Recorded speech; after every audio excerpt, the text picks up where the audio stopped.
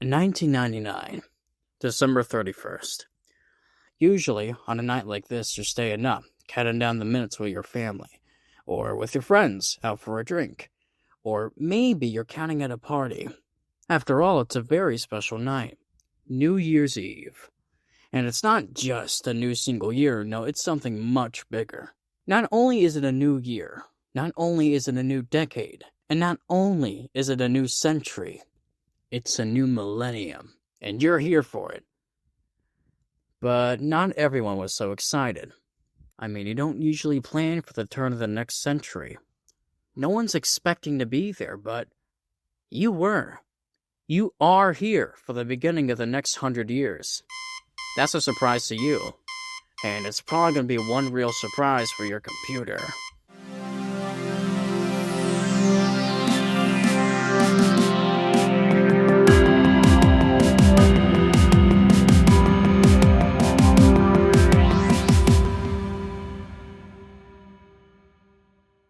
I'd say it's kind of an odd thing our computers have clocks for time. I mean, if you really need it, why not just get a watch? But nonetheless, it has turned out to be useful. It's a bit of a shame that earlier computers didn't have clocks. Or, well, they sorta did. In the early 80s, when you were to boot up, let's say, your IBM computer, you'd have to enter in the date and time yourself, on every boot. Some people may have obviously found this annoying to do every single time.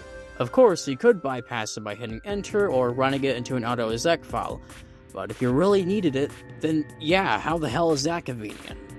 Well, you could also purchase a module separately. However, what you'd really be comparing is typing a number on every boot versus paying hundreds of dollars to tell the time. Sure, you aren't paying that regularly, but this was the early 80s. Not exactly a bargain. So, eventually, as computer companies do, IBM would notice that this was a stupid dilemma just to tell the time. And with their marvelous IBM AT came the first computer to come with a built-in real-time clock. Now, instead of having to type it in on every boot, it'd keep track itself. Yeah, you'd have to sync it up the first time, but it'd even continue counting while it was powered off. As you can probably tell now, RTCs being built in quickly became a standard for computers going forward. Obviously, that includes computers in the 90s. Hell, it even made it outside of your desktop, your Dreamcast on an RTC, literally. And as the year goes by, an oncoming problem becomes harder and harder to ignore. Y2K. Or, if you don't like cool acronyms, the year 2000 problem. So what is the year 2000 problem? Well, write a date down. A short one. It's likely you wrote down with at most 2 digits to represent the month, day, and most importantly, the year. By the time RTCs were made and, well, date and time telling for computers in general, it was safe to say that if the year was 00, you were referring to the year 1900. Of course, after the year 1999 is 2000. That's where the problem comes from. Some people saw this as the apocalypse of computers. Hell, some people saw this as a literal apocalypse. Trust me, last time I said the clock wrong, my house caught on fire.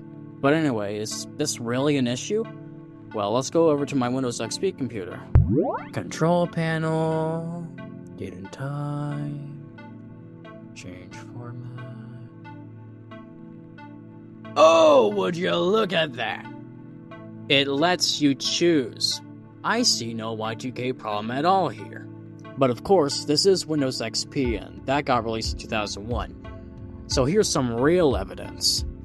This is Windows 98. As anyone knows, Windows 98 was released in 1998. Now, I'm a little too lazy to check the NT workstations in Windows 95, but this alone shows that yes, companies already had prepared. So what really happened when the new millennium came? Nothing. The year went up, hit a 00, and everything was good and dandy. Sure, you'll find multiple stuff preaching that Y2K was going to be some big disaster, with certain companies even profiting by selling Y2K survival products. But no. At the end of the year, it was just one big hoax. No big crisis, just another 365 days. And you know, that really is underwhelming if you were there at the time. The most you really got out of it was a bunch of efforts to prepare for those who had it in advance. But don't you worry, there is a sort of quote-unquote real Y2K coming. To be more precise, I'm talking about the year 2038 problem. and it has a way more significant effect than Y2K would. There's a likelihood that you're watching on a 64-bit device. That means the amount of memory addresses it can access is 2 to the 64th power, also known as a very, very, very large number. However, legacy hardware is more likely to run on 32 bits, which lets them access an amount of 2 to the 32nd power memory addresses.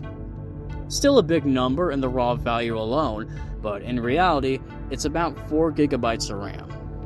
If your system functions on Unix time, it's basically got this one big value that goes up by the second. Let's call it the clock. On a 32-bit device, the positive maximum for the clock is 2,147,483,647. The negative minimum is just this, but negative. If you just assume that your computer would count from when you set it up, that's wrong. In reality, it's been counting up ever since January 1st, 1970. Considering this giant value goes up every second, you'll find it eventually can't go any higher. So what'll happen after the next second?